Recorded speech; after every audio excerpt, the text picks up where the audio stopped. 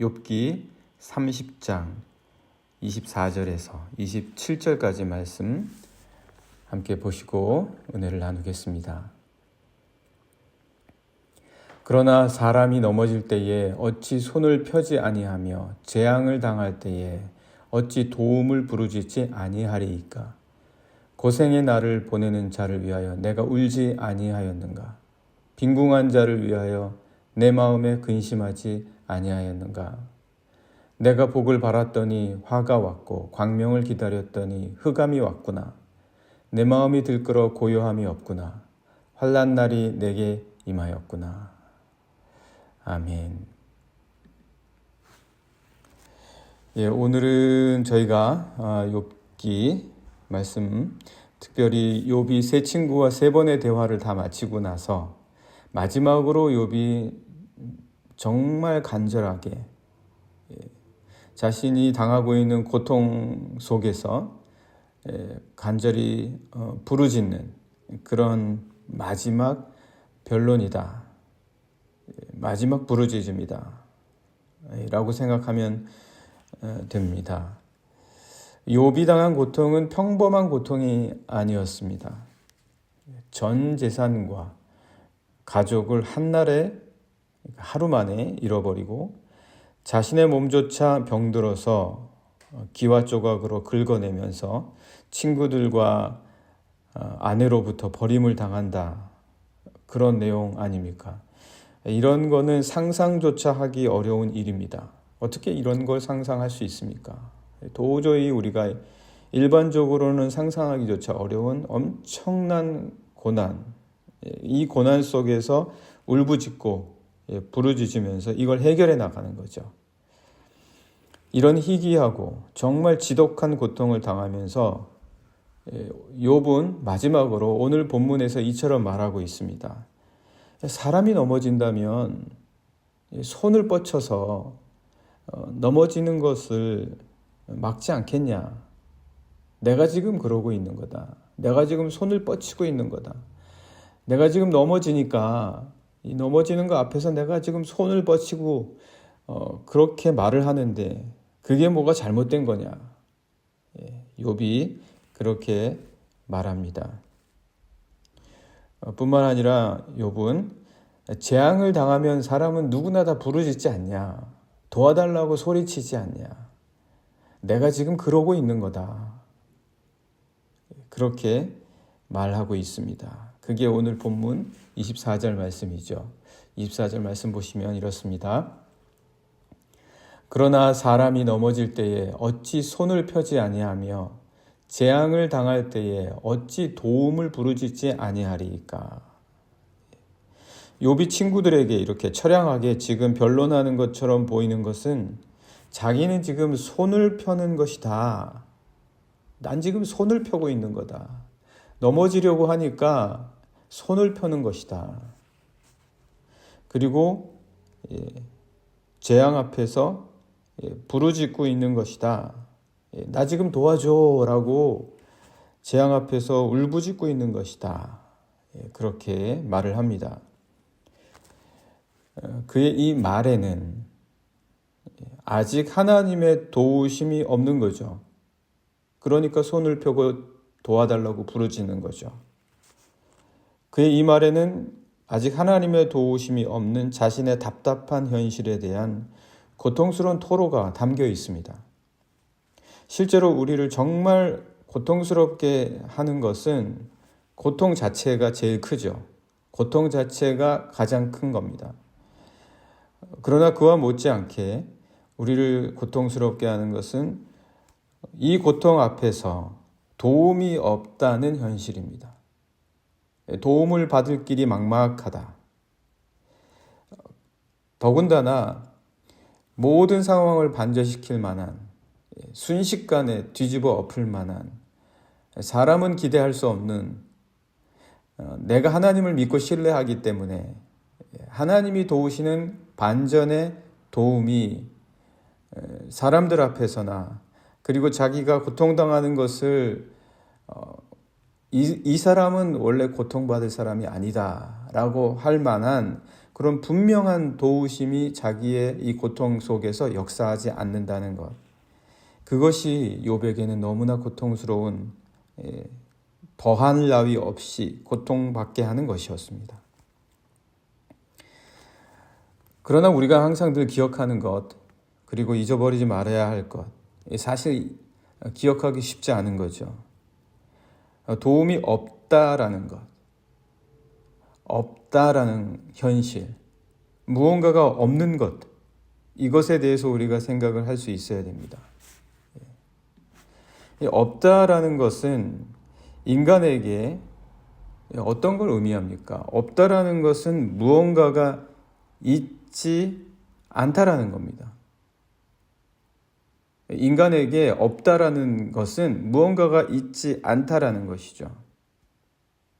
그러나 그것은 인간에게 뿐입니다. 인간에게는 없는 겁니다. 없는 것이라는 것은 방금 말씀드린 것처럼 무언가가 있지 않은 거예요. 그러나 하나님은 없는 것도 사용하시는 분입니다. 우리 인간에게는 없는 것이란 사실은 있지 않기 때문에 어떻게 할 도리가 없는 거죠. 그러나 하나님께는 없는 것도 사용하실 수 있는 분이시다. 없는 것도 사용하실 수 있는 분이다. 그래서 우리가 무언가 없는 부재라고도 하죠. 무언가가 있지 않은 현실 속에서 우리 인간은 그것이 없는 상황이지만 하나님께서는 그 없는 것마저도 사용을 하실 수 있다. 사용을 하실 수 있는 분이시다라는 사실을 우리는 분명히 알아야 합니다. 욥에게 하나님의 도우심이 임하지 않는다? 그것은 지금 그 상황마저도 하나님께서는 사용하시고 계시고, 그리고 욥을 위해서 그러한 상황마저도, 그러한 상황 속에서도 하나님이 하시는 분명한 역사가 있다라는 것을 욥은 알아야 했습니다. 욥은 자신이 당하는 기가 막힌 고통 속에서 어떻게 보면 하나님의 즉각적이고 강력한 도움을 바랬을 수도 있습니다. 즉각적이고 강력한 하나님의 도우심, 이거 우리가 좋아하는 거 아닙니까? 어떤 고난을 당할 때 하나님이 바로 도와주시면 좋겠다.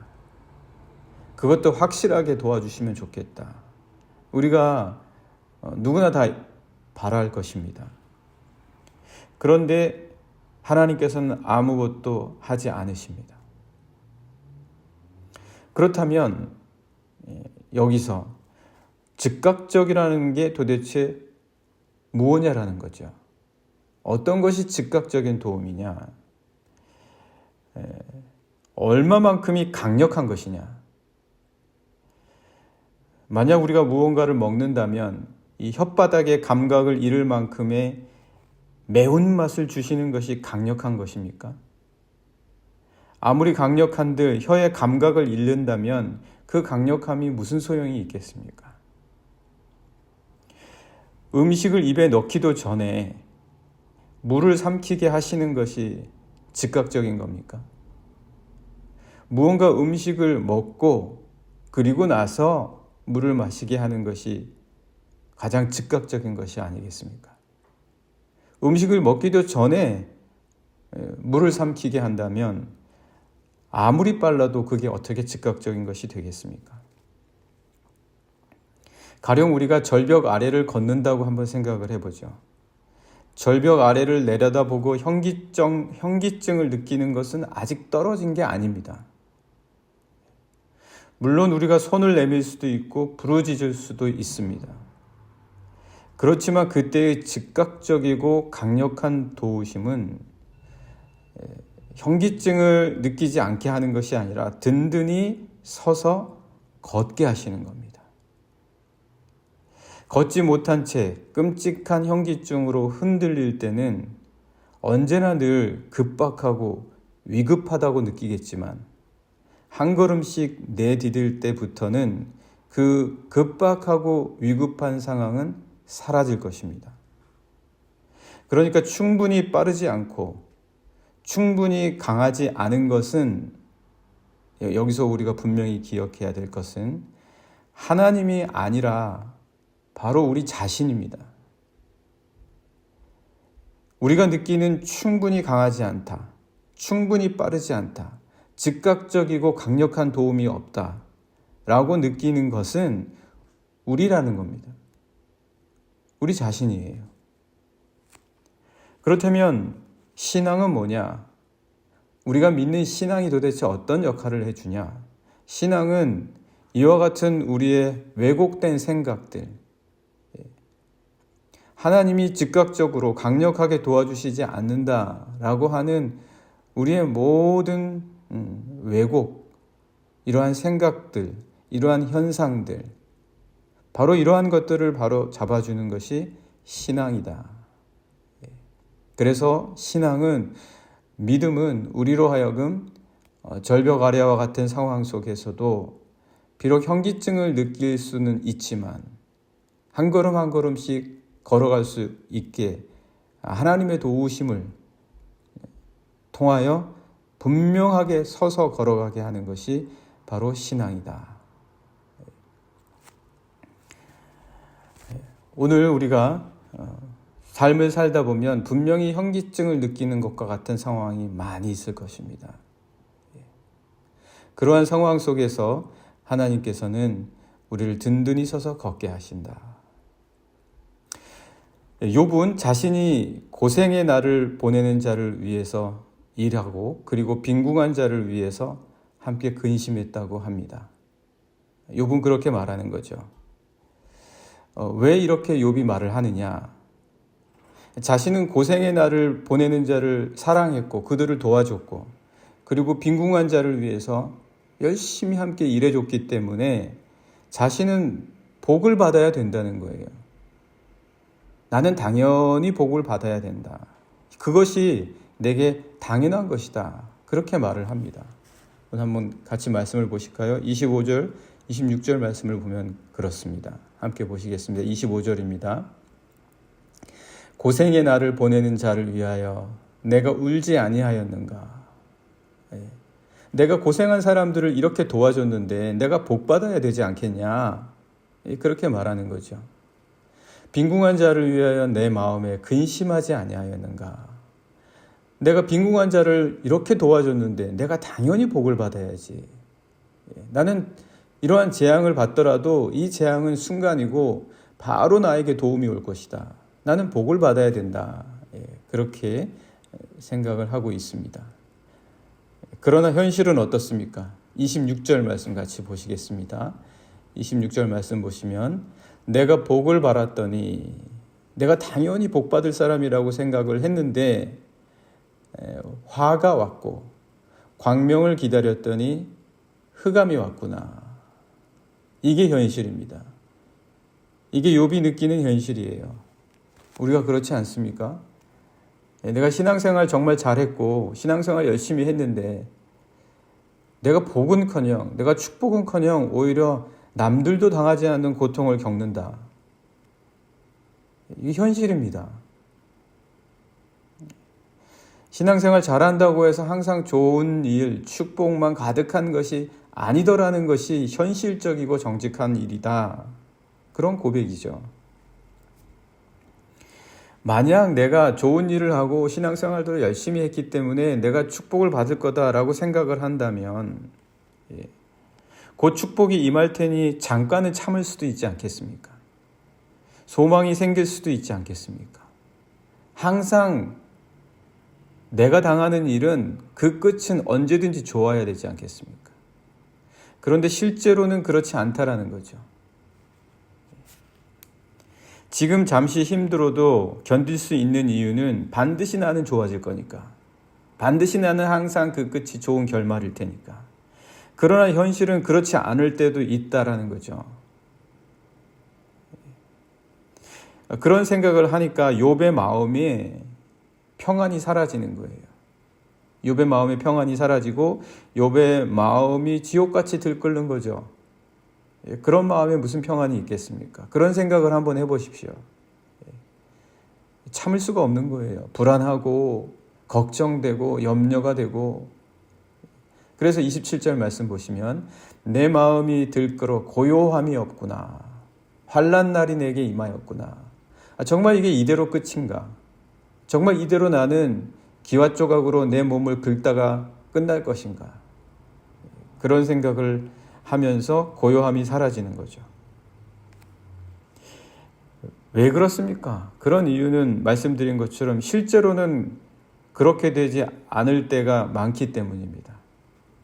현실적인 복, 잘 되는 것, 오래 사는 것, 아무리 좋은 일을 많이 하더라도 그것과 관계없이 일어나는 경우가 많습니다.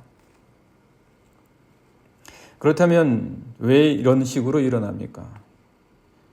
그것은 우리가 잘하고 못하고의 행동에 따라서 일어나는 일들이 절대 아니라는 것을 우리에게 알려주시기 위함입니다. 그 일들이 일어나는 것은 우리의 행동과는 관계가 없다. 좀 우리에게는 받아들이기 어려운 상황일 수도 있습니다. 우리의 행동과는 관계가 없다.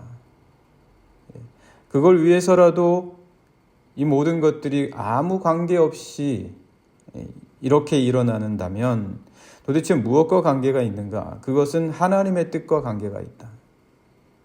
하나님께서 이 모든 것들을 다스리신다라는 것을 우리는 이 모든 벌어지는 현상 속에서 인정하고 받아들여야 된다.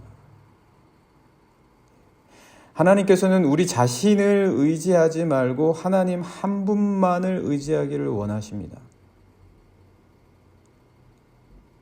이 모든 일들이 하나님 한 분만을 의지하는 길을 원하시는 하나님의 뜻이다. 욥의 부족함이 도대체 뭐냐? 욥의 부족함이 이제 조금씩 드러납니다. 이 마지막 대화에서 분명하게 조금씩 드러나는 욥의 부족함은 내가 이만큼 했는데 왜 나는 복을 못 받는가입니다. 내가 이렇게 선한 일을 했는데 나의 이 의로움 속에서도 왜 나에게 이런 일이 일어나는가입니다. 그게 욥의 부족함이다. 그의 원망과 불평은 이렇게 점점 자신의 의로움으로 바뀌어가고 있습니다. 내가 선을 행하지 않았는가? 내가 열심히 행하지 않았는가? 내가 도대체 뭘 잘못했는가?